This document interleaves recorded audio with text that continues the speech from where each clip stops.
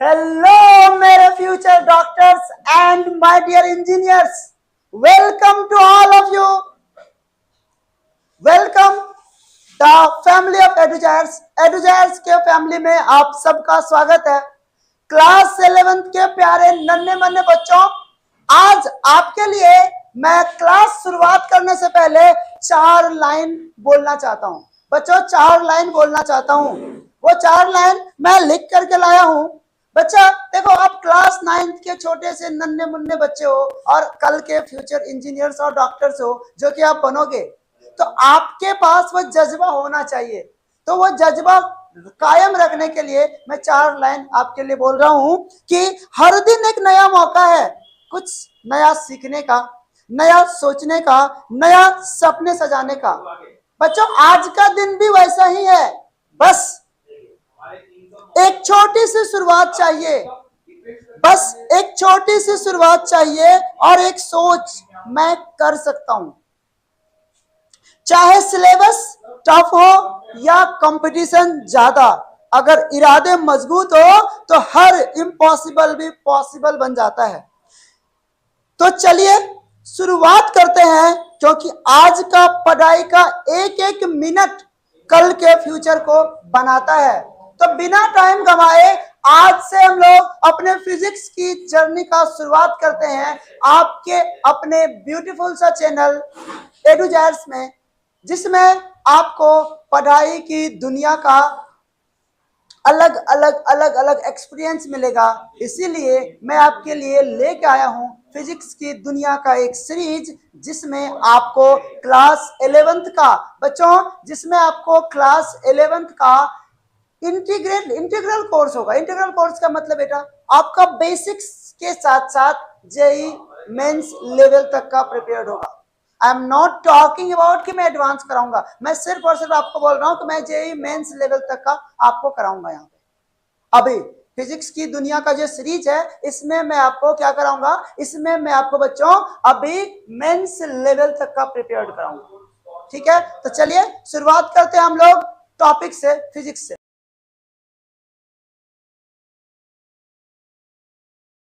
हमारा चैप्टर ही बेटा फिजिक्स है। यही सोच के हम लोग पढ़ेंगे कि हमारा हमें फिजिक्स पढ़ना है। यहाँ पे हमें कोई चैप्टर नहीं पढ़ना फिलहाल। अब चैप्टर में आना है नहीं आना है, वो हम लोग डिसाइड करेंगे, वो मैं डिसाइड करूंगा कि हमें क्या करना। ठीक है, हम लोग क्या करते हैं अभी फिलहाल, हम लोग जो चैप्टर को पढ़ेंगे फिजिक्स में वो तो बाद में पढ़ेंगे ना। पहले जो सब्जेक्ट हम पढ़ने के लिए यहाँ पे आए हुए हैं फिजिक्स, वो होता क्या है, उसमें पढ़ना क्या है, क्यों पढ़ना है, किस तरह से शुरुआत करना है, पहले उसको तो समझ ले बच्चा। पता चले हम आपके 11th क्लास के नन्हे मुन्ने प्यारे से बच्चों पे के ऊपर पहले ही दबाव डाल दो। फिजिक्स दुनिया का सबसे हल्का सब्जेक्ट होता है, फिजिक्स दुनिया का सबसे इजी सब्जेक्ट होता है। तो चलो समझते हैं इजी होता है या नहीं होता। कहाँ से शुरुआत करेंगे, तो मैं शुरुआत करता हूँ सिर्फ और सिर्फ अपना एक क्वेश्चन से कि भाई हम फिजिक्स पढ़ने के लिए आए हैं, तो यह फिजिक्स होता क्या है, व्हाट इज फिजिक्स।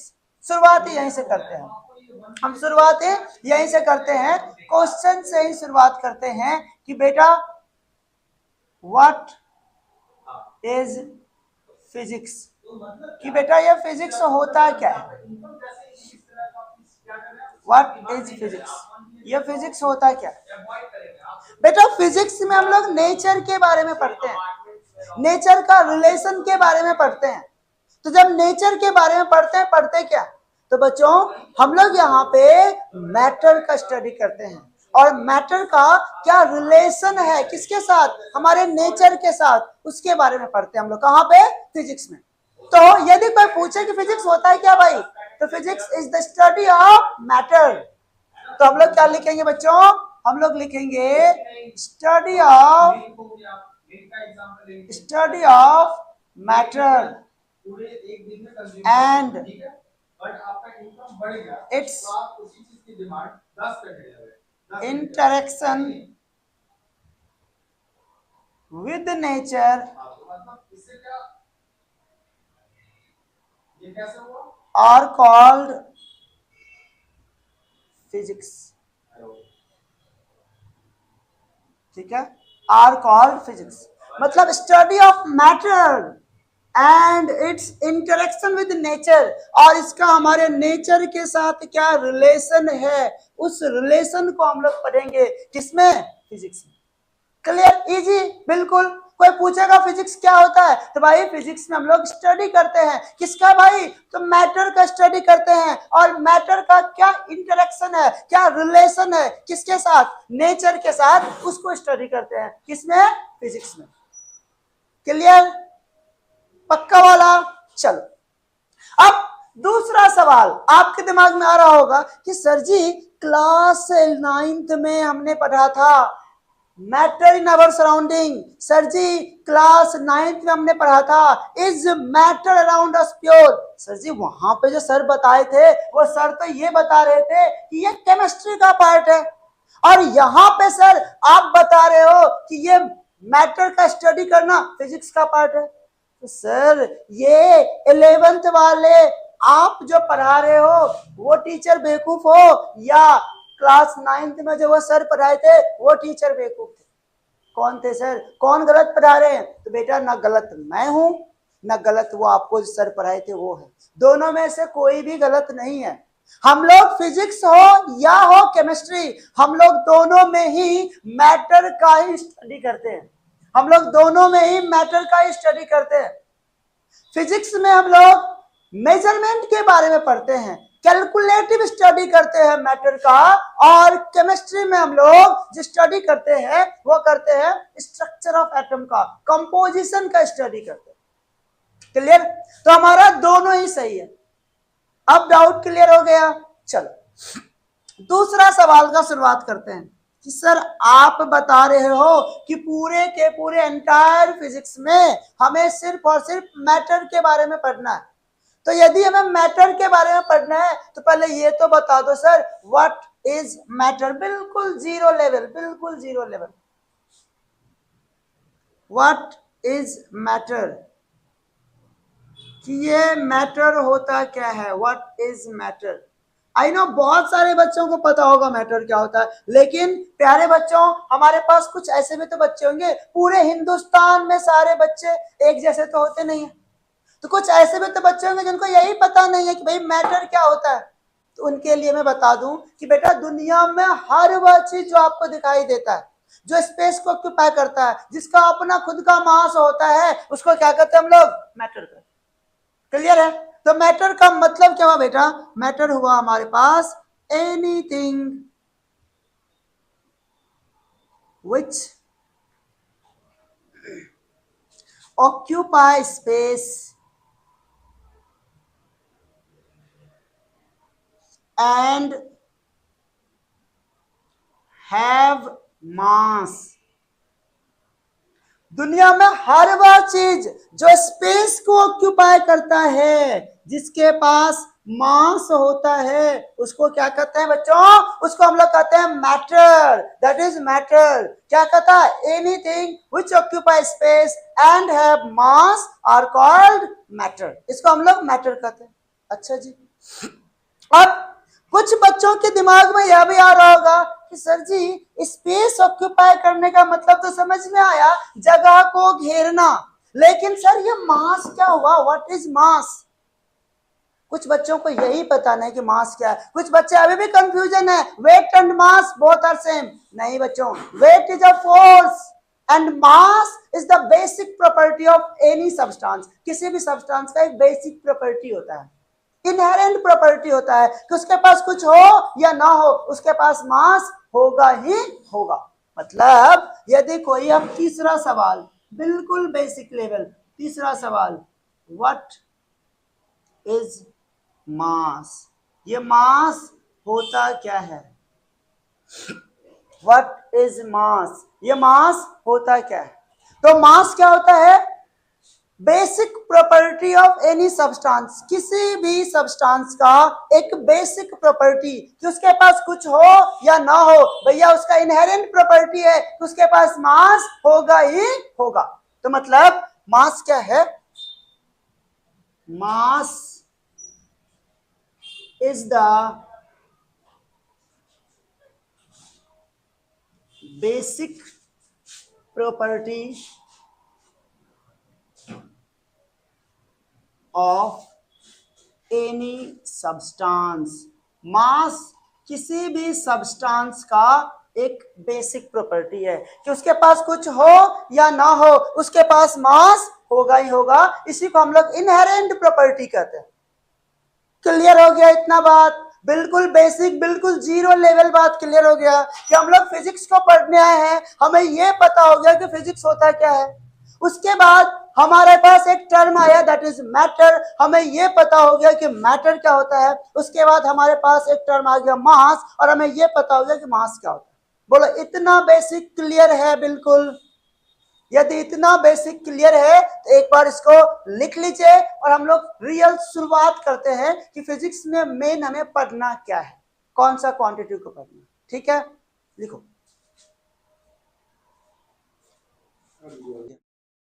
तो चलो बच्चों, हम लोग जैसा बात कर रहे थे, क्या देखेंगे हम लोग फिजिकल क्वांटिटी को देखेंगे। पहला क्वांटिटी, फिजिक्स का शुरुआत कहां से होगा बेटा? फिजिकल क्वांटिटी से होगा। आइए हम लोग बात करेंगे किसका बेटा? हम लोग बात करेंगे फिजिकल क्वांटिटी का। हम लोग बात करेंगे बेटा फिजिकल क्वांटिटी का। क्या होता है ये फिजिकल क्वांटिटी बेटा जी? फिजिकल क्वांटिटी क्या होता है? दुनिया में हर वह क्वांटिटी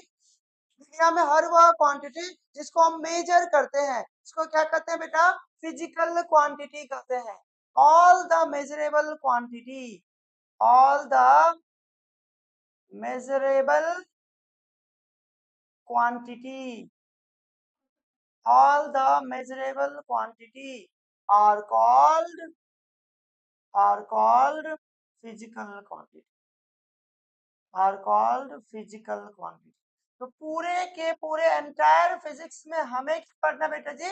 हमें पढ़ना है फिजिकल क्वांटिटी के बारे में। होता क्या है फिजिकल क्वांटिटी? तो दुनिया में हर वह क्वांटिटी जिसको हम आप मेजर कर सकते हैं, उसको क्या कहेंगे हम लोग? फिजिकल क्वांटिटी कहेंगे। एग्जाम्पल दे क्या फिजिकल क्वांटिटी का? एग्जाम्पल लिखिए। क्या फोर्स को मेजर करते हैं ना, फोर्स क्या हो गया? Physical quantity. आप मोमेंटम को मेजर करते हैं ना बेटा, मोमेंटम क्या हो गया? फिजिकल क्वांटिटी हो गया। लेंथ को मेजर करते हैं बेटा, लेंथ क्या हो गया? फिजिकल क्वांटिटी हो गया। प्रेशर को मेजर करते हैं बेटा, प्रेशर क्या हो गया? फिजिकल क्वांटिटी हो गया। आप मास को मेजर करते हैं बेटा, मास क्या हो गया? फिजिकल क्वांटिटी हो गया। ना जाने कितना ही क्वांटिटी है जिसको हम मेजर कर सकते हैं, दे आर फिजिकल क्वांटिटी।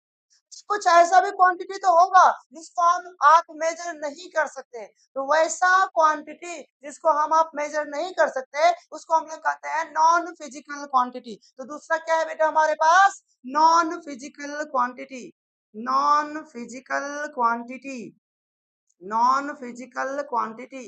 क्या होता है बेटा non physical quantity? Non measurable quantity. Simple एक लाइन वो बताऊं मैं यदि, तो non measurable quantity, non measurable quantity, non measurable quantity, non measurable quantity. अब होता क्या है non measurable quantity? Sir ji जैसे बेटा आप मम्मी के प्यार को कहीं मेजर कर सकते हो क्या? क्या कोई मम्मी के लव को मेजर कर सकते हैं क्या? बेटा लव को मेजर कर सकते हो क्या? अनकंडीशनल है ना, आप मम्मा के लव को मेजर नहीं कर सकते। दैट इज हमारा क्या? Non physical quantity. किसी की खूबसूरती को मेजर कर सकते हैं बेटा? किसी के ब्यूटी को मेजर कर सकते हैं क्या बेटा? नहीं, फील कर सकते हैं, फील कर सकते हैं, है ना। तो दैट इज हमारा नॉन फिजिकल क्वांटिटी। हम फील कर सकते हैं कि मेरी वाली सबसे खूबसूरत है ना, इज ब्यूटी। ब्यूटी को हम मेजर नहीं कर सकते। जैसे किसी के अगलीनेस को मेजर कर सकते हैं क्या बेटा? किसी के चाइल्डहुड को मेजर कर सकते हो क्या?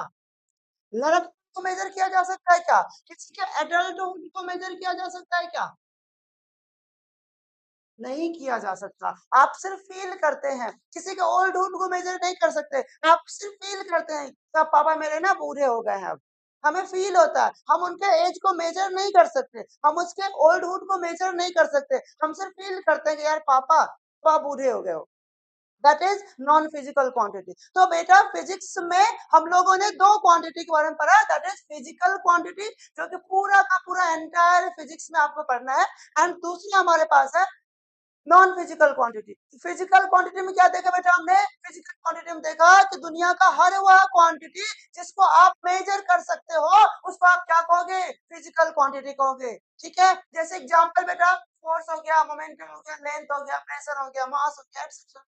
दूसरा नॉन फिजिकल क्वांटिटी मेजर नहीं कर सकते, आप सिर्फ फील कर सकते हैं, किसी के लव को सिर्फ फील कर सकते हैं, किसी के ब्यूटी को सिर्फ फील कर सकते हो आप। चाइल्डहुड, एडल्टहुड, ये सब क्या नॉन फिजिकल क्वांटिटी है, आप उसको सिर्फ फील करते हो, उसको मेजर नहीं कर सकते। तो वैसा क्वांटिटी जिसको मेजर नहीं कर सकते, they are called non physical quantity, and वैसा क्वांटिटी जिसको आप मेजर कर सकते हो, उसको हम लोग कहते हैं फिजिकल। क्लियर हो गया इतनी बात? बेटा जी एक बात बताओ, क्या आपके हाथ में जो ये 5 उंगली है, क्या 5 उंगली बराबर है क्या बेटा? तो यदि 5 उंगली बराबर नहीं है बेटा जी, तो ये जितने भी फिजिकल क्वांटिटी है तो सारे के सारे फिजिकल क्वांटिटी है ना। जैसे ये पांचों के पांचों है तो फिंगर्स ही ना, लेकिन बेटा सबका अपना अपनी प्रॉपर्टी है, सबका अपना अपना साइज है, सबका अपना अपना शेप है। लाइक दैट यहाँ पे जितने भी क्वांटिटी हमने लिखा है, ऑल फिजिकल क्वांटिटी, बट उसका प्रॉपर्टी क्या है बेटा? अलग अलग अलग अलग है। वो कैसा होता है? अलग अलग बिहेव करता है। इसीलिए हमने क्या किया है, एक सिस्टमैटिक स्टडी करने के लिए, फिजिक्स का एक सिस्टमैटिक स्टडी करने के लिए हमने क्या किया है, हमने फिजिकल क्वांटिटी को 3 टाइप्स में डिवाइड कर दिया। हमने फिजिकल क्वांटिटी को 3 टाइप्स में डिवाइड कर दिया। कौन कौन है फिजिकल क्वांटिटी का 3 टाइप्स?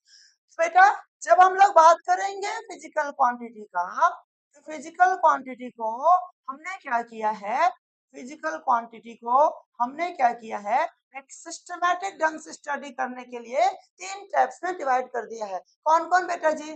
पहला क्वांटिटी हमारे पास जो है वो क्या है, फिजिकल क्वांटिटी में पहला क्वांटिटी हमारे पास बचा है, दैट इज फंडामेंटल क्वांटिटी।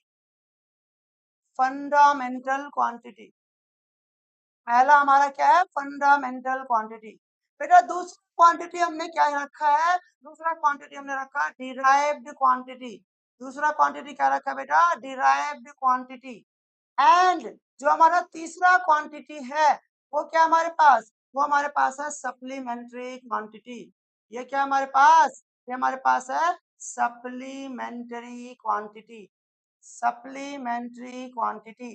तो बेटा जी हमने फिजिकल क्वांटिटी को सिस्टमैटिक वे से स्टडी करने के लिए 3 टाइप्स में डिवाइड कर लिया। कौन कौन बेटा? पहला हमारे पास क्या है, फंडामेंटल क्वांटिटी। दूसरा क्या हमारे पास, डिराइव्ड क्वांटिटी। एंड तीसरा क्या हमारे पास, सप्लीमेंट्री क्वांटिटी। तो चलो वन बाय वन करके स्टडी करते हैं, व्हाट इज फंडामेंटल क्वांटिटी, कैसे why fundamental quantity is called fundamental, ये भी समझेंगे, derived quantity and supplementary quantity. पहले हम इस तीन को इजी गोइंग अच्छे से समझेंगे, फिर हम लोग मूव ऑन करेंगे फर्दर। ठीक है, लिखो इसको जल्दी से लिखो बेटा, जल्दी लिखो, बिल्कुल बेसिक है ये, कुछ भी नहीं है। लिख लिया आपने? मिटा दो इसको, चलो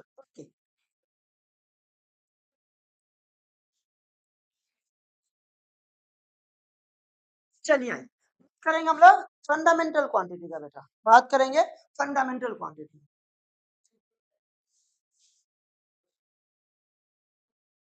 बात करेंगे हम लोग fundamental quantity.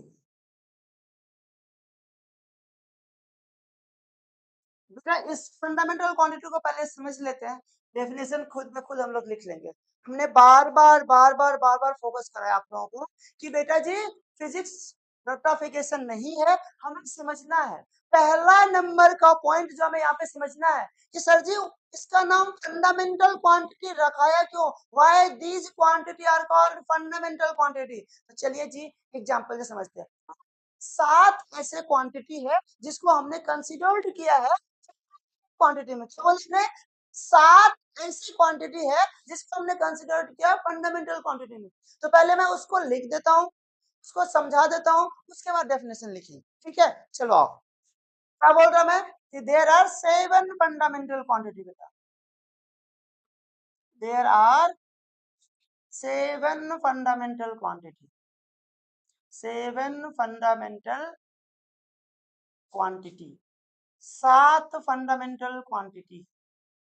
There are 7 fundamental quantity. कौन कौन है बेटा? तो पहला हमारे पास है लेंथ, लेंथ।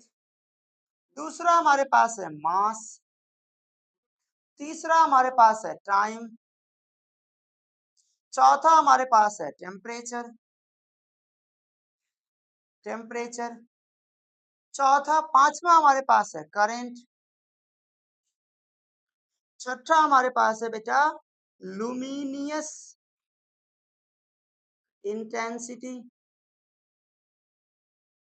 एंड सातवां हमारे पास है बच्चा amount of substance, amount of substance. ठीक है बेटा, तो हमारे पास 7 फंडामेंटल क्वांटिटी है, length, mass, time, temperature, current, luminous intensity and amount of substance. बेटा जी यदि मैं इसके एसआई यूनिट को देखूं बच्चा रे, यदि इसके मैं एसआई यूनिट को देखूं, एसआई यूनिट को देखूं तो मैं बताऊंगा यूनिट क्या होता है।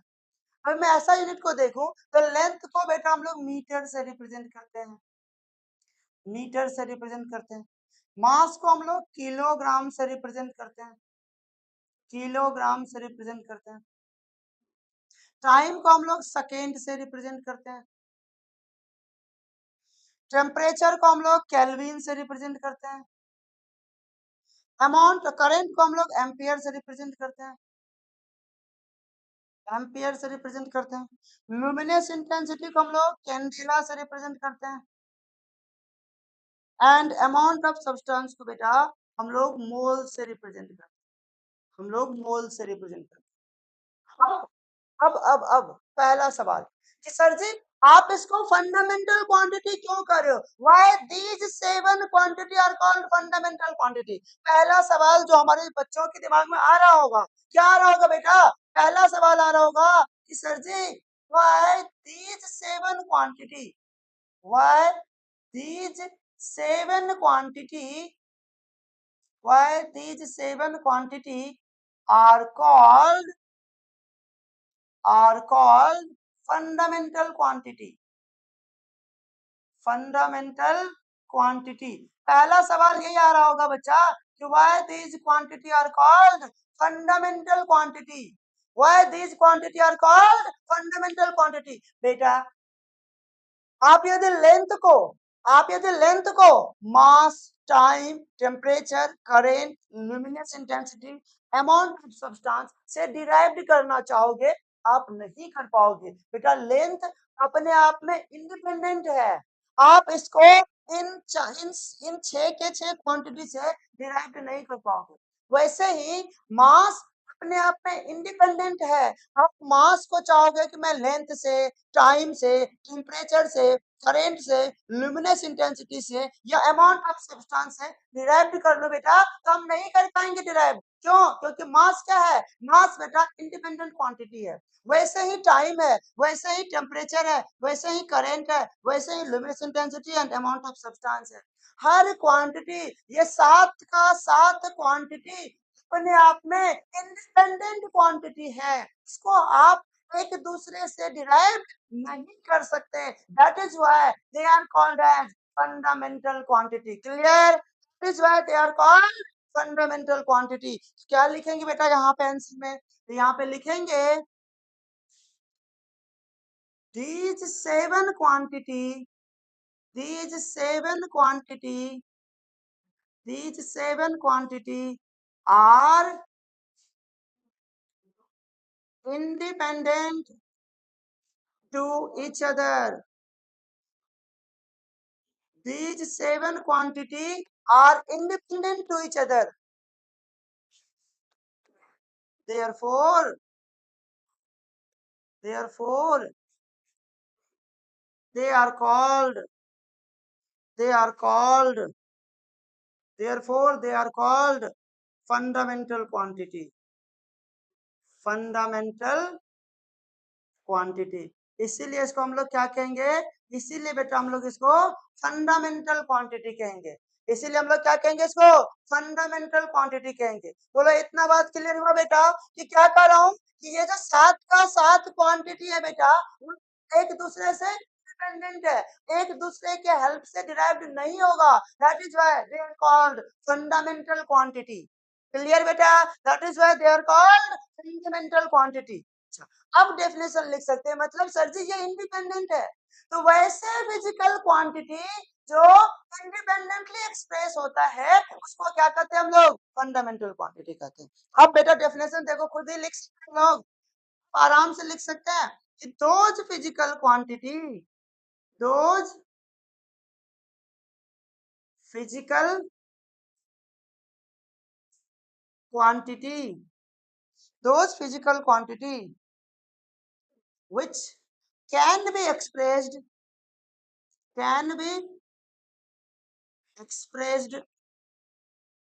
independently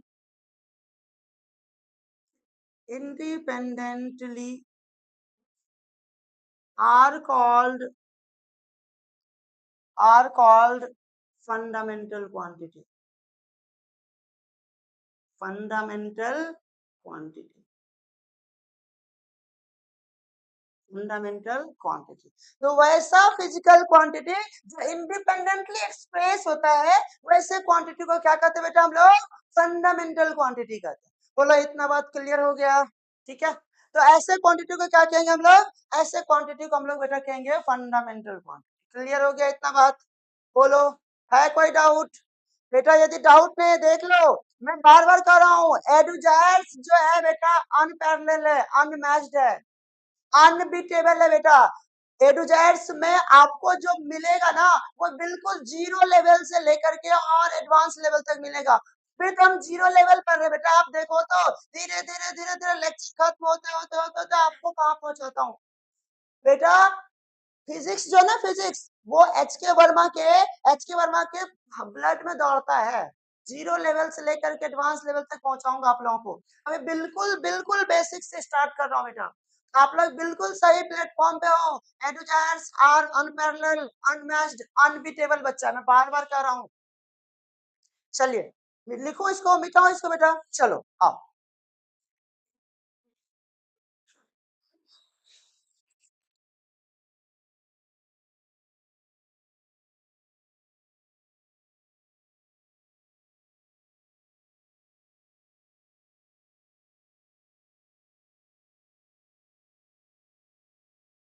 चलिए आइए दूसरे क्वांटिटी के बारे में बात करेंगे। जैसे मैं जैसे मैंने बोला ना कि मेरे रग में दौड़ता है, मेरे ब्लड में दौड़ता है, आपके भी सेल के एक एक पार्ट में फिजिक्स को दोहराऊंगा मैं।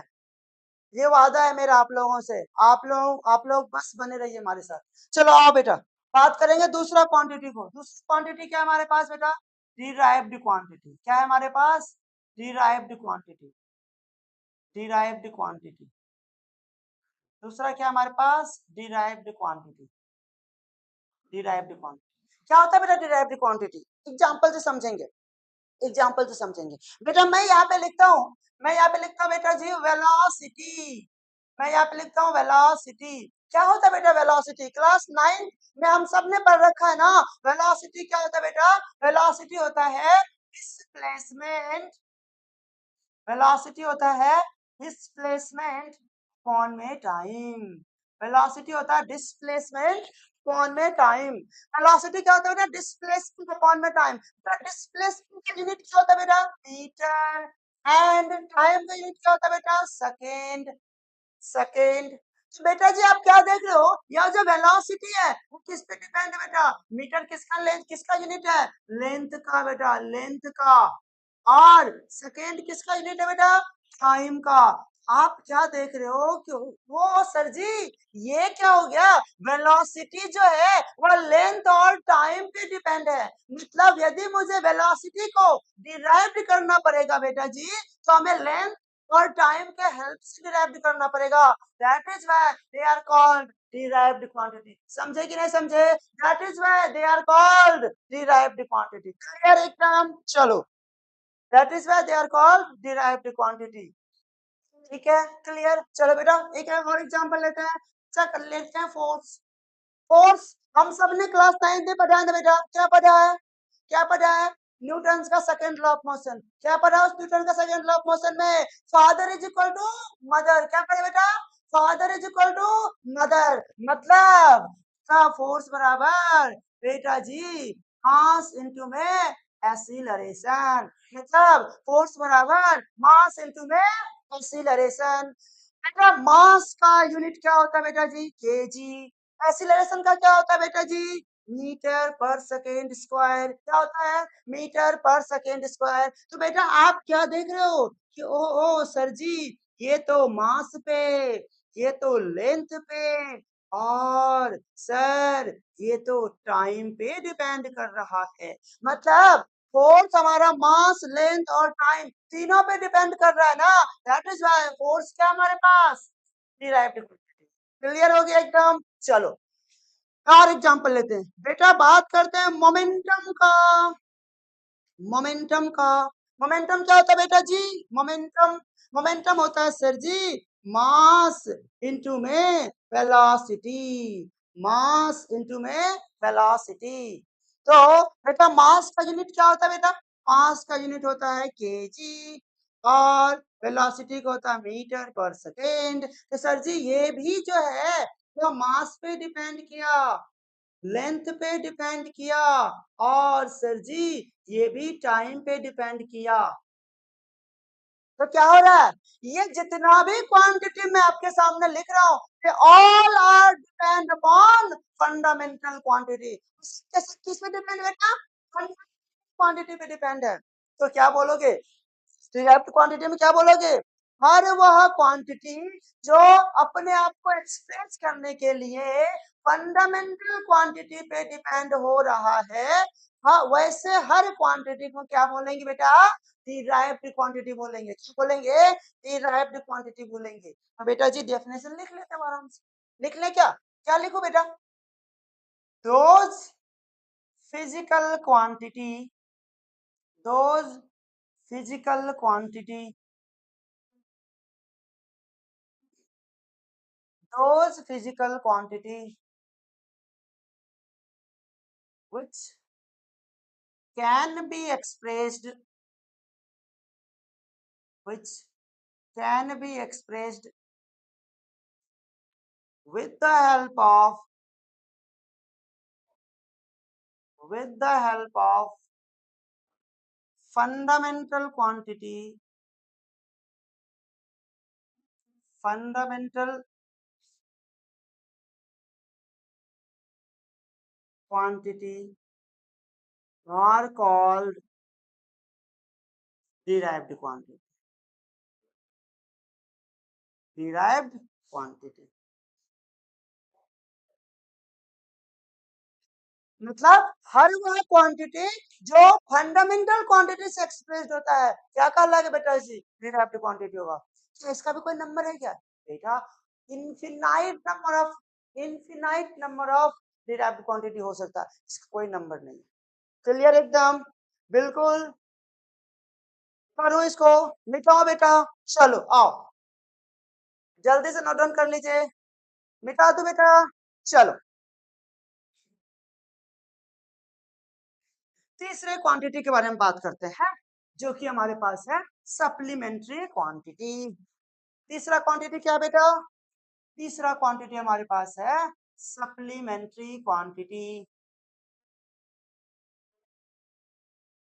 Supplementary quantity, supplementary quantity. क्या होता है बेटा जी सप्लीमेंट्री क्वांटिटी? बेटा सप्लीमेंट्री क्वांटिटी को समझने के लिए हमें दो चीज को समझना पड़ेगा। एक समझना पड़ेगा एंगल को, एक समझना पड़ेगा सॉलिड एंगल को। चलो आओ, सप्लीमेंट्री क्वांटिटी को बेटा हमने दो टाइप्स में डिवाइड कर दिया। एक हो गया हमारे पास प्लेन एंगल, प्लेन एंगल। दूसरा हो गया हमारे पास सॉलिड एंगल, सॉलिड एंगल। अच्छा पहले मुझे तो ये बताओ बेटा जी कि प्लेन एंगल का मतलब क्या समझते हो? ये पता है आपको प्लेन एंगल का मतलब क्या समझते हो बेटा? प्लेन एंगल का देखो बेटा, प्लेन एंगल का मतलब समझो, समझो यहाँ पे प्लेन एंगल का मतलब समझो। बेटा आपको ये क्या नजर आ रहा बेटा रे? आपको ये क्या नजर आ रहा? ये वाई एक्सिस है, ये एक्स एक्सिस है। बेटा क्या है ये आपको नजर आ रहा है कि ये वाई एक्सिस है, ये एक्स एक्सिस है। मतलब ये वाला जो नोटबुक आपको नजर आ रहा है, ये जो स्टडी मटेरियल आपको एडुजायर्स का नजर आ रहा है बेटा, ये जो एडुजायर्स का आपको स्टडी मटेरियल नजर आ रहा है बेटा, ये क्या है? ये 2 डायमेंशनल है। ये हमारे पास y एक्सिस, ये हमारे पास x axis. This is called plane, this is called plane. तो ये जो ब्यूटीफुल सी लड़की है बेटा, कहाँ गई? ये जो ब्यूटीफुल सी लड़की है जो एडुजायर्स का टी-शर्ट पहनी हुई है, वो है कहाँ पे? वो प्लेन पे है बेटा, वो प्लेन पे। इसको कहते हैं प्लेन। अब इस प्लेन का एंगल कर आपको निकालने के लिए, ये प्लेन का एंगल कर आपको निकालने के लिए, आओ समझेंगे उस एंगल को, आओ समझेंगे उस एंगल को। बेटा छोड़ो प्लेन को भी, एंगल समझते हैं क्या होता है। एंगल समझते हैं बेटा क्या होता है। यही लिखता हूँ, इधर लिखता हूँ एंगल। एंगल क्या होता है बेटा?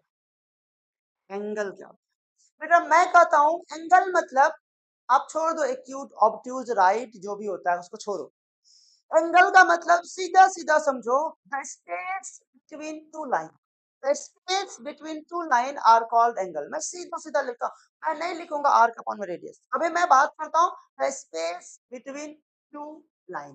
क्या करा, क्या करा बेटा? एंगल का मतलब the space between two line, two line, दो लाइन के बीच का जो स्पेस है उसको हम लोग एंगल कहते हैं। कुछ लोगों के तो चलौने छूट रहे होंगे ना बेटा कि सर जी क्या बता दिया आपने, space between two line, space between two line में कहाँ से एंगल होगा सर? मैं यदि इसको ऐसे कर लूं, मैं यदि सर जी इसको ऐसे और मैं ऐसे लिख लूं तो क्या ये सर यहाँ पे एंगल कहाँ है? बेटा जी दो लाइन पैरेलल तो है ना, पैरेलल में थीटा का वैल्यू 0 डिग्री होता है ना बेटा। तो यहाँ पे तो स्पेस के बारे में बात करो, दो लाइन के बीच का स्पेस। कुछ लोगों के दिमाग में चल रहा होगा कि सर जी मैं ऐसे लिख लूं तो एक लाइन ऐसे जा रहा है, एक लाइन ऐसे आ रहा। बेटा एंटी पैरेलल तो है ना बेटा, इसका मतलब क्या हुआ? इसका मतलब हुआ एक लाइन इधर जा रहा, दूसरा लाइन इधर जा रहा, ये क्या बना रहा? ये स्ट्रेट लाइन बना रहा। और इतना मैथ तो हमें आता है कि ये कितना एंगल बनाएगा? 180 डिग्री एंगल बनाएगा। तो यहाँ पे बेटा एंगल कितना होगा? यहाँ पे एंगल होगा 180 डिग्री। ठीक है, मैं ऐसे बना लूं तो सर, मैं ऐसे बना लूं तो तब भी होगा बेटा। ये लाइन 1, ये लाइन 2, इसके बीच में एंगल थीटा, इसके बीच में एंगल थीटा। तो सीधा सीधा the space between two line क्या कहेंगे हम लोग? एंगल कहेंगे। क्लियर? अच्छा, थोड़ा सा और सिस्टमैटिक ढंग से फिजिक्स पढ़ने के लिए हम ये क्या कर सकते हैं, क्या इस दो लाइन को बेटा ऐसे कर लो, दो लाइन को यदि मैं यहाँ से ऐसे मिला दूं, ठीक है, मैं ऐसे मिला दूं इसको, ठीक है बेटा। तो यदि मैं मिला दूं बेटा जी, तो ये जो हमने L2 लेंथ लिया है बेटा, क्या इसको मैं रेडियस लिख सकता हूँ क्या बेटा? इसको मैं रेडियस लिख लूं, और ये हमारा क्या हो गया बच्चा? ये हो गया आर्क, ये हो गया आर्क। तो क्या मैं बोल सकता हूँ आर्क और रेडियस का जो रेशियो है उसको एंगल कर? एक और डेफिनेशन लिख ले, क्या बेटा? The ratio of, the ratio of arc and radius are called angle, are called angle। ठीक है, are called angle। बेटा यहाँ पे थीटा इज इक्वल टू क्या लिख सकते हैं हम लोग? आर्क अपॉन में रेडियस भी तो लिख सकते हैं, बोलो लिख सकते हैं ना? यहाँ पे आर्क अपॉन में रेडियस भी तो लिख सकते हैं हम लोग। क्लियर हो गया? तो ये जो हम लोग आर्क अपॉन में रेडियस कर रहे हैं, ये जो हमने दो डायमेंशनल फिगर में तो बनाया बेटा, इसी को तो प्लेन एंगल कहेंगे। ये तो हमारा प्लेन एंगल है। प्लेन एंगल का यूनिट क्या हो जाता है? इसका यूनिट होता है हमारा रेडियन। यूनिट क्या होता है? Unit of plane angle radian. इधर लिख दो, यहाँ पे आ रहा है, यहाँ पे देखो, unit of plane angle, unit of plane angle क्या होगा बच्चा? Is radian, is radian. Unit क्या होगा प्लेन एंगल का बेटा? रेडियन। ठीक है, क्लियर है प्लेन एंगल। चलो सॉलिड एंगल भी यही समझ लेते हैं, छोटा सा चीज है। कोन वाला आइसक्रीम तो आप लोग खूब खाते हो ना, कॉर्नेटो खाते हो ना आप लोग बेटा जी। तो ये जो आप लोग खाते हो ये कैसा बनता, देखो तो ये ऐसा ही तो बनता बेटा, ऐसा देखो, ये ऐसा बना, ऐसा बना और ऐसा बना, ठीक है, यही तो बना, ठीक। अब ये इसका रेडियस हो गया और ये एंगल बन गया ना बच्चा जी। तो ये जो एंगल बना हमारे पास, इसको क्या कहेंगे, angle subtended bye an area is solid angle. क्या कहेंगे बेटा, angle subtended bye an area, angle subtended bye an area are called solid angle, are called solid angle। इसका यूनिट क्या होगा बेटा, इसका यूनिट होगा स्टेरेडियन। क्या होगा बेटा यूनिट, यूनिट क्या होगा, यूनिट होगा स्टेरेडियन, इसका यूनिट होगा स्टेरेडियन, इसका यूनिट क्या होगा, स्टेरेडियन। तो हमारा फंडामेंटल क्वांटिटी हो गया, डिराइव्ड क्वांटिटी हो गया एंड सप्लीमेंट्री क्वांटिटी हो गया। यहाँ तक क्लियर, बिल्कुल एकदम, कोई समस्या नहीं, कोई परेशानी नहीं। यदि समस्या परेशानी थोड़ा सा भी रहा तो वीडियो को रिमाइंड करके देख लीजिएगा। तब भी इशू आ रहा है तो डायरेक्ट आप कमेंट कर दीजिएगा, वहां पे मेरा टीम आपको कांटेक्ट कर लेंगे, मैं पर्सनली भी आपको बता दूंगा जो भी डाउट होगा, ठीक है, नहीं तो मेरी टीम कांटेक्ट कर लेगी आपसे। ठीक है बेटा, मिटाओ इसको, एकदम बढ़िया एकदम। चलो अब सवाल आता है यहाँ पे कि सर जी मैंने यदि साइंस लिया है यहाँ पे, तो सर जी मैं तो नीट वाला एस्पिरेंट हूँ, मैं तो जेई वाला एस्पिरेंट हूँ और आप इतना बेसिक लेवल पढ़ा रहे हो सर, तो ये बताओ यहाँ पे जो जितना चीज आपने बेसिक पढ़ाया है क्या वहां से कुछ आउटपुट है क्या जो नीट और जेई में आ सकता है? और अगर कुछ कुछ दिमाग में, बच्चों के दिमाग में सर बहुत बेसिक लेवल जा रहे हो, बेटा बेसिक लेवल बिल्कुल जा रहा हूँ, दिखलाता हूँ कि वहां से क्या क्वेश्चन आ सकता है। एक एग्जाम्पल लेते हैं, ठीक है, एक एग्जाम्पल लेते हैं बेटा, मैं एक एग्जाम्पल लेता हूँ। मान लो सपोज करो, अभी हमने फिजिकल क्वांटिटी को पढ़ाना, मान लो सपोज करो कि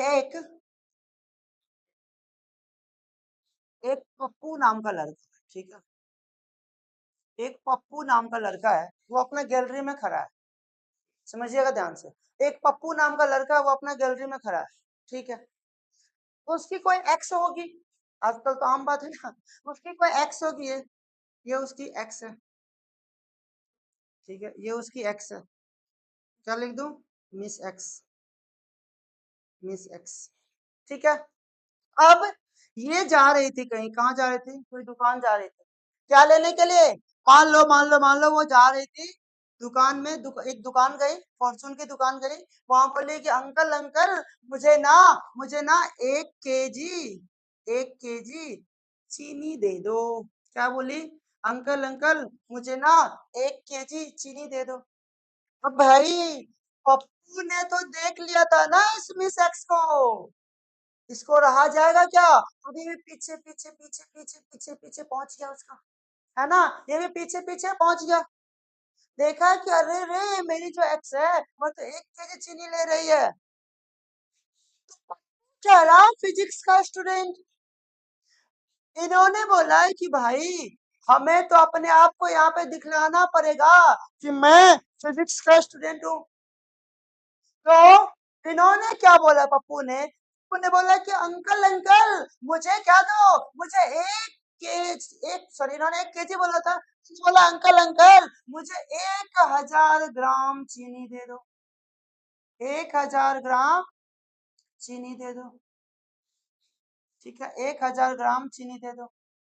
अब ये जो मिस एक्स थी पप्पू की, ये देख रही है कि भाई हमने 1 केजी चीनी लिया और हमारे पप्पू ने 1000 चीनी लिया, लेकिन यदि मैं इसको मेजर करती हूँ तो दोनों हाथ में तो बराबर ही होता है यार, ये क्या लग रहा, तो पप्पू से बोले कि पप्पू ये क्या है यार, तुमने 1000 ग्राम चीनी लिया और हमने 1 केजी चीनी लिया, दोनों का क्वांटिटी तो सेम ही लग रहा है।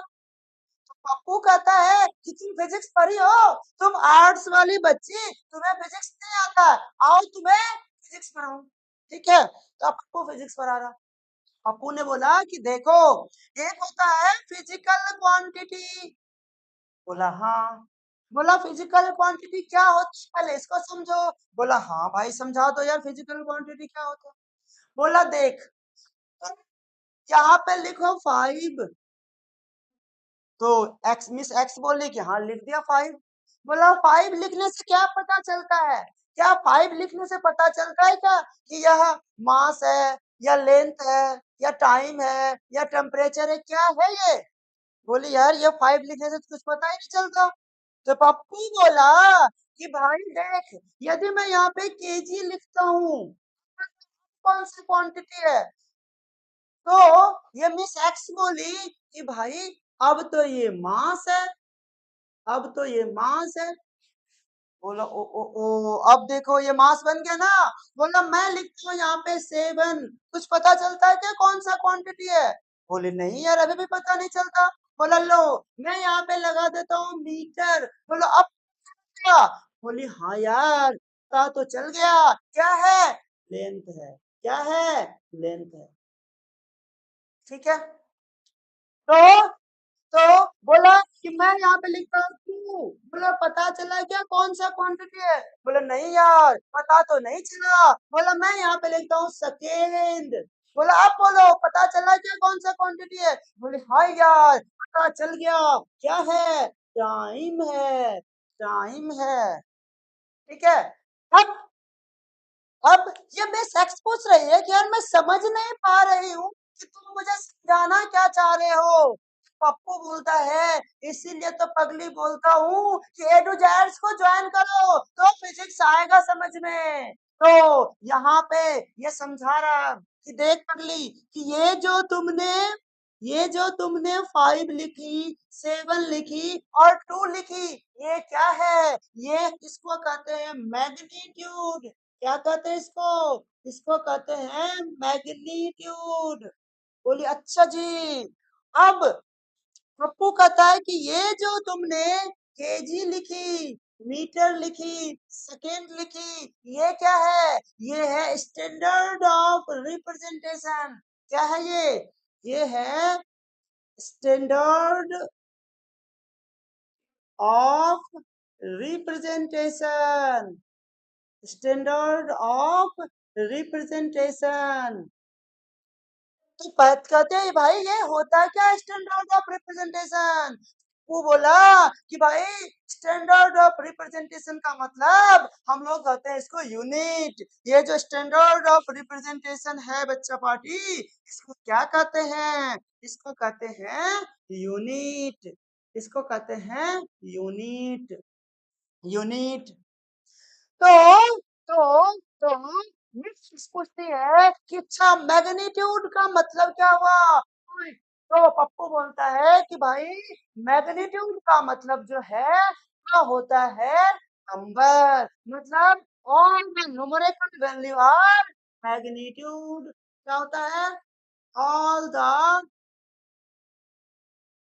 Numerical value are called magnitude, are called magnitude. और इसको हम से रिप्रेजेंट करते हैं और यूनिट को हम लोग यू से रिप्रेजेंट करते हैं। क्लियर। तो मिस एक्स कहती है अच्छा जी ये होता है क्या फिजिक्स। बोला हाँ ये होता है फिजिक्स। तो ये पूछ रहे हैं कि भाई मैंने तुमसे 1000 ग्राम और 1 केजी के बारे में पूछ रही थी, तुम ये क्या सब बताने लगे मुझे। बोले सुनो अब क्या सब बताने लगा। बोला पप्पू बोला कि भाई तुमने जो क्वांटिटी लिया था ये 1000 ग्राम का, सॉरी मैंने जो क्वांटिटी लिया था ये 1000 ग्राम का, इसको तुम मान लो, इस मैग्नीट्यूड को तुम मान लो n1। बोली अच्छा जी मान लिया। बोला पप्पू बोला कि मैंने जो ये ग्राम लिया यूनिट, इसको तुम मान लो u1। बोली अच्छा जी मान लिया। पप्पू कहता है कि तुमने जो यह मैग्नीट्यूड ली थी 1, इसको मान लो तुम N2। बोली अच्छा। और तुमने जो यह यूनिट ली थी केजी, इसको मान लो U2। बोला अच्छा। बोला कि ये जो फिजिकल क्वांटिटी है ना यहाँ पे, यह तो कांस्टेंट होता है, और यदि यह कांस्टेंट होता है तो ये जो N1 U1 का वैल्यू 1000 ग्राम है, ये उतना ही होगा जितना N2 U2 का वैल्यू है 1 ग्राम। मतलब यहाँ पे मैं ये समझाना चाह रहा हूँ, पप्पू कह रहा है, यहाँ पे मैं ये समझाना चाह रहा हूँ तुम्हें कि यहाँ पे जो फिजिकल क्वांटिटी का वैल्यू है वह इसके लिए कांस्टेंट है। यहाँ पे जितना N1 U1 है तुम्हारा, उतना ही N2 U2 है, उतना ही N2 U2 है। मतलब फिजिकल क्वांटिटी तो कांस्टेंट होती है, लेकिन यह मैग्नीट्यूड और यूनिट क्या है, वेरिएबल है। मतलब यह फिजिकल क्वांटिटी तो कांस्टेंट है यहाँ पे, लेकिन यहाँ पे N1 एंड N2 ये वेरिएबल है। और यहाँ पे U1 एंड U2 जो है यह भी वेरिएबल है। बोली अच्छा जी, ये है क्या? बोली हाँ। बोला हाँ ये है। कब कहता है अच्छा ये बताओ यार, तुम इतने इंटेलिजेंट कैसे हो गए? पप्पू जो बोला वो जरा सा आप लोग को भी सुना देता हूँ। ये ये पूछती है कि भाई पप्पू गंबते ना यार, तुम और तुमको इसलिए मैं छोड़ दी थी, तुम तो इतने इतने इंटेलिजेंट हो गए। तो पप्पू कहता है कि भाई उन सब के कारण भी तो यही है। क्या है? तो बोला कि जब हम लोग स्कूल में पढ़ते थे, याद है क्या? पप्पू कहता है कि जब हम लोग स्कूल में पढ़ते थे तो याद है क्या? बोला क्या? ये जो कहता है सुनो, ये कहता है, ये कहता है कि उस स्कूल में एक माहौल तैयार हो गया और हमारी गर्लफ्रेंड से पूरी क्लास को प्यार हो गया।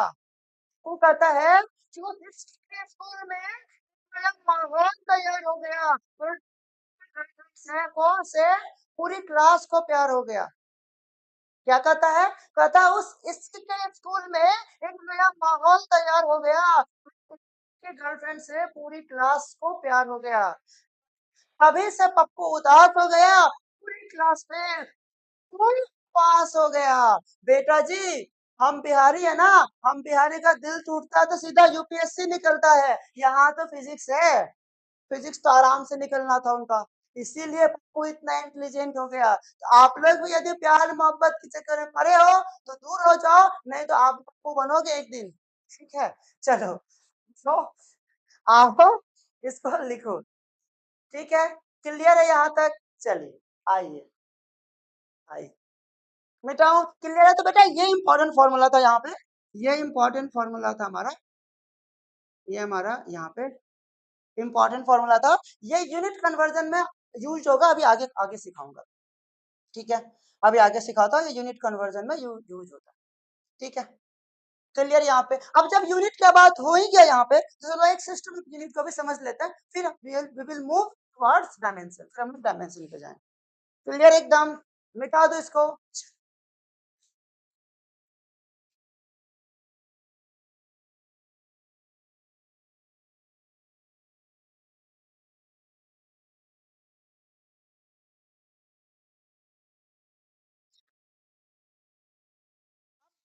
बात करते हैं हम लोग system of unit.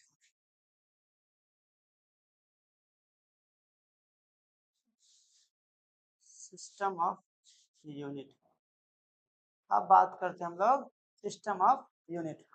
System of unit का बेटा जब हम लोग बात करेंगे तो होता क्या था ना, पहले पहले के जमाने में बेटा जी ना, हर एक कंट्री का अपना अपना यूनिट सिस्टम था, अपना अपना मेजरिंग, अपना अपना मेजरिंग सिस्टम। ठीक है, उसके बेसिस पे उन्होंने क्या किया, उसके कहीं पे सीजीएस यूनिट चलता था, कहीं पे एमकेएस चलता था, कहीं पे एफपीएस चलता था। मान लो कोई इंडिया का कोई बिजनेसमैन है, ठीक है, वो वो क्या जानता है, वो तो सीजीएस सिस्टम जानता है, सेंटीमीटर ग्राम सेकेंड। तो वो चला गया कहाँ, यूके लंदन अंग्रेज के पास, वहां पे चल रहा है एफपीएस, फुट पाउंड सेकेंड। तो वहां पे उसको क्या होगा, प्रॉब्लम होगा। क्यों? क्योंकि उसको आता ही नहीं था। दैट इज वाई साइंटिस्ट ने क्या किया, एक चौथा इंटरनेशनल यूनिट बना दिया, that is called SI unit. ठीक है, तो बेटा जी यहाँ पे क्या होता है हमारे पास, यहाँ पे हमारे पास यदि हम लोग सिस्टम ऑफ यूनिट के बारे में बात करेंगे तो सिस्टम ऑफ यूनिट में हमारा जो पहला सिस्टम है वो है हमारा सीजीएस सिस्टम। सीजीएस सिस्टम, ये हमारे पास सीजीएस सिस्टम। बेटा ये जो सीजीएस सिस्टम हमारा है, इस सीजीएस सिस्टम में, इस सीजीएस सिस्टम को हम लोग क्या बोलते हैं बेटा, ये हमारे पास है सेंटीमीटर ग्राम सेकेंड। ठीक है, दूसरा हमारे पास है बेटा MKS system. MKS system, MKS system को क्या कहते हैं बेटा हमारे लोग, मीटर किलोग्राम किलोग्राम सेकेंड। और तीसरा हमारे पास है बेटा FPS system. FPS system, FPS system, FPS system क्या है बेटा हम लोग, हमारा फुट पौंड सेकेंड। और चौथा जो यूनिट हमारे पास है वो है हमारा क्या बेटा, वो हमारे पास है एसआई सिस्टम। एसआई सिस्टम, ये क्या है बेटा हमारे पास, ये हमारे पास international international standard standard unit. International standard unit, तो ये हमारा क्या है SI system, international standard unit. Clear है बेटा, तो हमारा चार तरीके का सिस्टम है, एक है CGS system, MKS system, FPS system and SI system. ठीक है, अब हमें आता है यहाँ पे कन्वर्ट करने के लिए, जो कि मैं जब एप्लीकेशन डायमेंशन पढ़ाऊंगा उससे बताऊंगा, फिलहाल मैं बता देता हूँ कि कैसे करते हैं। बेटा क्या होता है, मिलीमीटर, सेंटीमीटर, डेसीमीटर, मीटर, ये होता है ना। तो जब हम लोग बच्चा कहाँ जाते हैं, जब हम लोग नीचे से ऊपर आते, ऊपर से नीचे आते एक स्टेप, तो डिवाइड करते हैं किससे बेटा, 10 से। दो स्टेप नीचे आते हैं, डिवाइड करते हैं किससे बच्चा, 100 से। तीन स्टेप नीचे आते बेटा तो डिवाइड करते हैं किससे, करते हैं 1000 से। वैसे ही बेटा एक स्टेप ऊपर जाएंगे तो मल्टीप्लाई करेंगे किससे, 10 से। दो स्टेप ऊपर जाएंगे तो मल्टीप्लाई करेंगे किससे, 100 से। बेटा तीन स्टेप ऊपर जाएंगे तो मल्टीप्लाई करेंगे किससे, 1000 से। ये कन्वर्जन का यूनिट है, रूल है, ये कन्वर्जन का रूल है कि मिली सेंटी डेसीमीटर, यहाँ पर और होता है Deka hecto kilometre, Deka hecto kilometre, तो किलोमीटर। तो बेटा जी क्या पढ़ेंगे, हम लोगों को दादी माँ सिखाती थी milli centi decimetre deca hecto kilometre, ऐसे ऐसे गाना गा करके। ठीक है, milli centi decimetre deca hecto kilometre. ठीक है, तो चलिए ये सिस्टम ऑफ यूनिट था, इसका यूज हम लोग आगे करेंगे। अभी फिलहाल चलो बात करते हैं हम लोग सीधा, जो हमारा सबसे इंपॉर्टेंट टॉपिक आज हमें पढ़ना था, इट इज हमारा dimension. Dimension very important topic, जहां से आपको क्वेश्चंस आएंगे ही आएंगे। और खास करके क्लास 11th में तो बेटा बहुत कुछ अपने वहाँ कट गया है, लेकिन फिर भी मैं पढ़ाऊंगा इस चैनल पे, तो पूरा जेई लेवल तक का जाएगा तो फिर पढ़ाएंगे बेटा इसको इसको। चलो चलो ये बेसिक इंफॉर्मेशन था, आओ बात करेंगे बच्चों किसका, बात करेंगे डायमेंशन का। डायमेंशन ही एक ऐसा टॉपिक है यहाँ पे जो आपको समझने वाला टॉपिक है, उसका रूल्स एंड रेगुलेशंस है। और इसीलिए मैं कहता हूँ कि भैया इसमें ना, इसमें ये कुंजी है, कुंजी। इसमें ऐसा ऐसा क्वेश्चन है ना, प्रीवियस ईयर का सारा क्वेश्चन लगभग मैं कवर कर लिया हूँ। और साथ ही साथ आपको क्या कराया जाएगा, आपको अभी एचसी का सॉल्यूशन भी यहीं पे अभी कराऊंगा। अभी डायमेंशन का जितना क्वेश्चन होगा सारा का सारा हम यहाँ से करेंगे कवर। ठीक है, चलो।